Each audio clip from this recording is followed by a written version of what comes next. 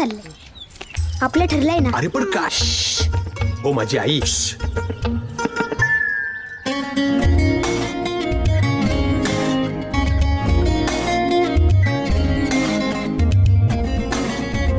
अरे काका घे. बरं, नाव काय म्हणजे तुझं? तुला नाव नाही माहिती माझं? बरं, आज पोहे खायला कसे काय आलात? पद्धत आहे तशी. काय? किती शिकलीस? मुलगी शिकली, प्रगती झाली.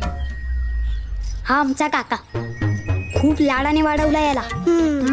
मुंबईत राहतो, चांगला कमवतो, किस्त पण बरा.